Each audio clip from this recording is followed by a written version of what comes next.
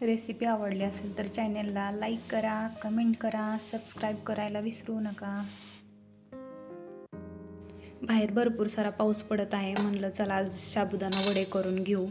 तर त्यासाठी ह्या वाटीनं मी 1.5 वाटी साबुदाणा घेते. हा साबुदाणा सगळ्यात अगोदर आपल्याला छान असा निसून घ्यायचा आहे आणि तो स्वच्छ पाण्याने धुवून घ्यायचा आहे. चला तर सगळ्यात आधी निसून घेऊ आपण साबुदाणा. आता मी हे स्वच्छ असे निसून घेतलेले आहेत. आता हे छान असे आपल्याला धुवून टाकायचे 2-4 पाण्याने.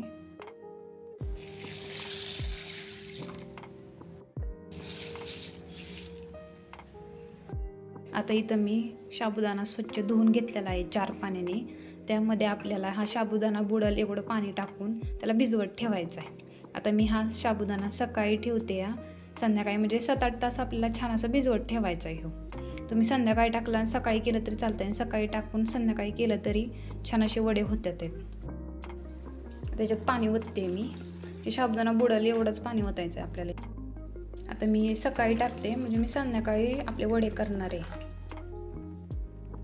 त्याच्यात आपण साबुदाणा बुडेल एवढंच पाणी टाकलेलं आहे. त्याच्यावरती हे ताट आपल्याला झाकून ठेवायचं आहे म्हणजे आपले साबुदाणा छान असा भिजून ते टम फुगन. आपला साबुदाणा खूप छान भिजलेला आहे, तुम्ही पाहू शकताय. साबुदाणा वडा बनवण्यासाठी मी इथं 4 बटाटे घेतलेले आहेत. ते आपल्याला उकडाय टाकायचे. तर तिथं मी कढई गरम करायला मांडलेली आहे. यात मी 1.5 तांब्या पाणी घालते बटाटे उकडाय टाकायला.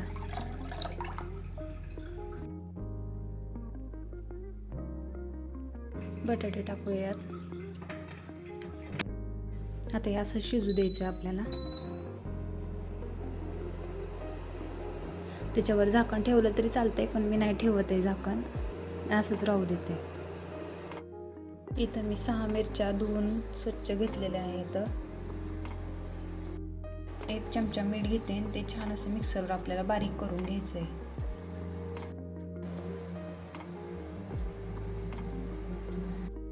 साबुदाणा वड्यासाठी मी इथं शेंगदाणे घेतलेले आहे. ते आपल्याला छान असे भाजून त्याचा कूट करून घ्यायचा आहे. आता आपण हे शेंगदाणे भाजून घेऊया.